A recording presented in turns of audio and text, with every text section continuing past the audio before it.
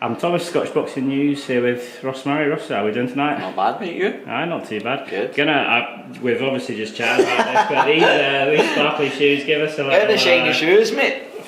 Where'd you get them? Oh.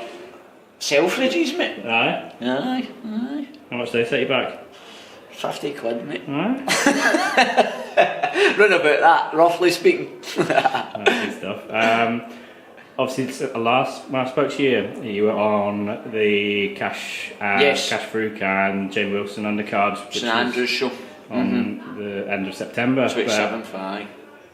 Looking a bit better for you now, obviously, with the Commonwealth title shot down in England. Aye, well, it kind of it was one of the ones that had been mentioned by Sam maybe about 4 or 5 weeks ago. The possibility of happening, and obviously I said aye, no problem, and then it went away. Apparently they were trying to get an African for it because the Commonwealth were maybe wanting, now rather than it being always kept in Britain, they're wanting an African for it, and then they couldn't get anybody to come over. So Sam phoned me, I think it was just last week, just saying that listen, it's came up again, now do you fancy it? So aye, that was basically it, mate. As I've said to you in interviews before, you know, now I wouldn't knock back any fights, you know, so took it straight away, and aye, that's it, been confirmed now, so I'm looking forward to it.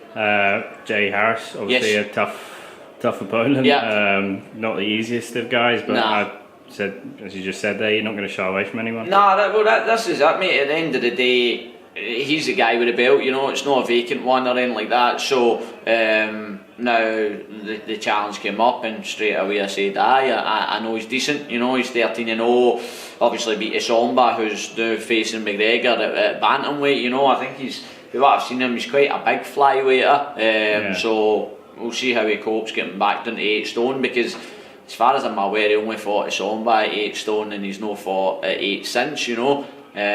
So we'll see how he is in the night, but at the end of the day, mate, I'm at that stage now with my age and stuff like that something like this comes up, you just have to go for it, you know. You can't say no to any fights, you know. I don't have time on my side or anything, so no, see what happens. Friday, is it October 12th, I think? 12th of October, mate, down in Yeovil. You ever been down there before? No, mate. No. It's not too far from my actual proper home. Is that right? Aye. Well, Bristol, you can tell me how to get there then, to be honest with you, because that's what I said to Sam, Yeovil, do you know what I mean? And the folk were messaging me when they heard about it, great news now, where is it? And I'm like, Yeovil, and they're like, flight to Bristol, EasyJet, if anyone's listening, right? Bristol, that's near my neck of the woods there. No, listen, again, it is where it is, do you know what I mean? In an ideal world it would have been now either up here or now Manchester or something like that, but it's Yeovil and that's where you need to go, do you know what I mean? I'm the challenger at the end of the day, so we need to go where we need to go, simple as that. Hoping it's better than your last visit down south. Aye, thanks for bringing that up, mate, I appreciate that. Got to.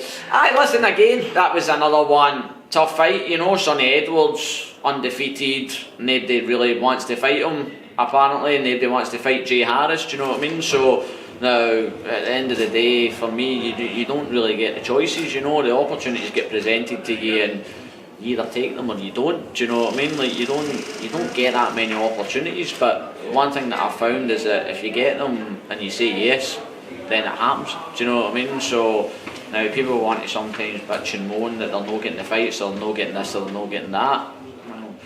Now I can only go by what I've had so far, you know, and now when the Edwards fight came up I said aye straight away, when now the Harris fight came up I said aye straight away, so you either want to take the risks or you don't. If you don't sit and moan about not getting fights, do you know what I mean? Now for me that's kind of as simple as it gets. You will get the opportunities, but you need to agree to them, and you're probably going to have to go away from home, do you know what I mean, to get them, because Scottish boxing, unfortunately, the money isn't here to bring these guys up, and the money isn't there to pay you the right money to go and fight a 10 or a 12 rounder for a belt.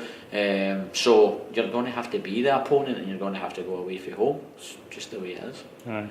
What do you feel personally? You've improved since the Edwards fight, sort of with you? Aye, definitely. I mean, the thing with the Edwards fight is it probably came at a bad time. Again, I said this in interviews before, you know, because I just kind of left Peter and started training with Craig, you know, so you were kind of caught in between two styles, you know, the way Craig wanted me to box against them, the way that Peter had his boxing, you know, so you went down there. I think I'd only had something like 3 weeks with Craig, you know, from that fight. So now you go in we know a lot of experience of how now they want you to box, you know. So obviously since that fight in November, you're looking at nearly a year forward now that I've had with Craig. Working to his style, working to now his pad work, his sparring, how he wants me to box, and coming in with a game plan. So I think my last two fights I've shown now big improvements in the two fights, albeit against journeymen. You know, I'm not going to sit here and say that it was the two best fighters in the world that I fought, but definitely my performances against the two guys have been better than what they were previously, you know. So you're going into the fight at least with that confidence of knowing that now I'm performing probably better than I ever have, you know. So that's pretty much where I'm at with it, you know. We've been training hard for it. We're training for the fight in the 27th anyway, you know, so I was already in camp, which is good. So it's just a case of now increasing it over the next 4 weeks to get to obviously that 12 round fitness, you know. So it's only scheduled for a 6 rounder in the 27th, so that is going to be a big jump up to the 12 round distance, but what have we done? We'll prepare for it, Aye, listen, it's again, it's just a case of preparing as best as I can for it. I work, you know, and that's never going to ever change. Boxing's a hobby to me, do you know what I mean? It's not a profession at the end of the day. It's something that I enjoy doing, but it'll never replace my work, do you know what I mean? Now, so I can't take time off work. I can't have a 4 or 6 week camp to prepare for these things, you know. I need to try and fit my boxing training in against my work rather than the other way about, you know. So it's just one of the things that work comes first and boxing comes second. But as I say, I'm not going to knock back these opportunities to fight for something at that level, you know. So listen, training's going fine. It'll go fine, and I'll be fit and I'll be ready.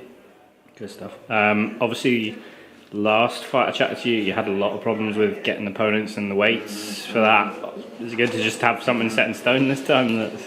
It is, you know, but again, going back to the last conversation we had, the weight that I want to fight at is light flyweight, you know, because again, like I say, now I know Jay Harris has come down from Superfly now down to fly just for that Isomba fight when he won the Commonwealth. So I'm not a big flyweight, do you know what I mean? Now that was proven in the fight against Edwards. And again, it's okay when you're fighting journeymen at that weight, because they're generally fighting that weight that they're walking about it, you know, they're not cutting weight. So I mean, I remember weighing in against Edwards and there was only like £2 of difference on the scales. I was £2 lighter, I think I was like 7.13 or 7.12 on the day, you know, and I think he was 8-1 or something. But the next night he was just massive, you know, and that's where I would like to be, is light flyweight, so that I'm going down to the 7.10 and able to rehydrate and put myself in that sort of stronger bracket. But at the end of the day, this fight's come up, it's at flyweight, fine, that's what it is, you know, that's where the opportunity lies. So we're going to take that opportunity and we'll see how that goes, you know. But in an ideal world it would be light flyweight, but there just isn't any light flies out there. Stuff. You obviously signed with Sam, with his new promotional company. What was your sort of thinking behind signing with him? Simple, really, mate. Sam is who's looked after me, do you know what I mean? I've always been a loyal person, you know, and it's one of the things. Sam signed me, at the time that we signed, he was under the MTK banner, or MGM it was at the time that I signed, but still Sam that signed me, it was Sam that managed me, it was Sam that got the Sonny Edwards fight, you know, it was Sam that got everything for me. So I never turn around and now slap him in the face and now stay with MTK, do you know what I mean? When now at the end of the day he's the one that's got me the fight and he's managed me. So I can go with MTK and say that you're now boxing for this global brand and everything else, but at the end of the day, who are you dealing with, who are you speaking to on a day-to-day basis, and do they really care about me? Do you know what I mean? Like, let's be honest now, Sam's going to try and get me fights in the best interest for me. No, I'm not going to be used now as an opponent or to top up somebody else's card, you know. He's going to try and make the best fights for me that you can, and look after me as well as you can. So there was no doubt in my mind when now the split happened that I was going to sign for Sam, you know. Good stuff. Listen, enjoy the rest of the night here, and hopefully catch you maybe before the fight. Belt. But you got to wear the belt with those shoes, by the way. Shiny.